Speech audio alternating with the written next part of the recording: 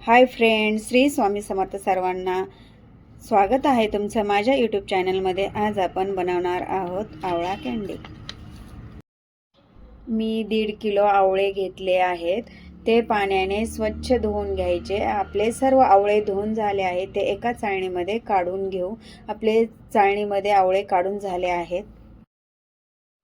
पातेल्यामध्ये पाणी घ्यायचं, तुम्ही कढाईमध्ये पण घेऊ शकतात। 2 ते 3 तांबे आपण पाणी घेतले आहे। आणि आवळा हा आपल्या आहारामध्ये घेतलाच पाहिजे। आवळा खाणे हे खूप फायद्याचं आहे। चला तर आता गॅस पेटवून घेऊ आणि पातेले ठेवून घेऊ। पाणी गरम झाले की त्याच्यावर आपण आवळे घेतलेली चाळणी ठेवून घेऊ। त्याच्यानंतर झाकण लावून घेऊ।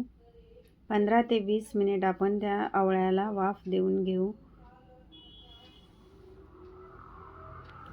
20 मिनिट झाले आहे। आता आपले आवळे चांगले वाफून झाले आहेत, ते आता आपण काढून घेऊ। गॅस बंद करूया।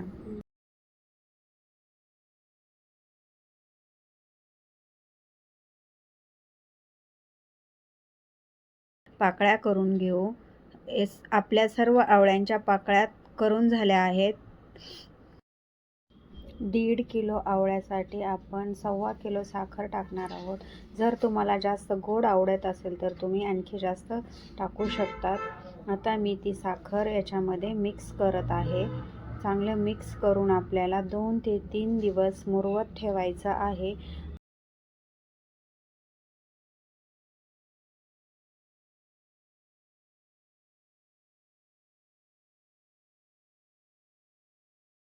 रोज आवळ्याला आपल्याला सकाळ संध्याकाळ हलवून घ्यायचं आहे। आपल्या आवळ्याला आता 3 दिवस झाले आहे। बघा आता आपले आवळे कसे रसरशीत झाले आहेत। आता ते आपल्याला काढून घ्यायचे आहे।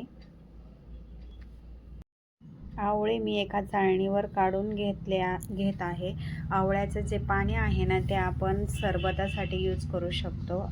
आपले आवळे सर्व काढून झाले आहे, ते चांगले निथळून घेऊ आणि ते एका ताटामध्ये वाळण्यासाठी घेऊ। तुम्ही उन्हातही वाळू शकता, तुम्ही घरामध्येही वाळू शकता। आवळ्याच्या पाकळ्या आपल्या आता वाळल्या आहेत। 2 चमचे पिठी साखर घेतली आहे, ती आता आपण आवळ्यावर टाकून घेऊ आणि आवळ्याला चांगले चोळून घेऊ। हाताने आपण आवळ्याला साखर चांगली चोळून घेऊ। आपली आवळा कँडी ही मार्केटसारखी होते। किती छान झाली आपली आवळा कँडी, मार्केटसारखी झाली आहे। आता एका काचेच्या जारमध्ये भरून ठेवूया। कशी वाटली माझी आवळा कँडीची रेसिपी? आवडल्यास लाईक, सबस्क्राईब करायला विसरू नका। धन्यवाद।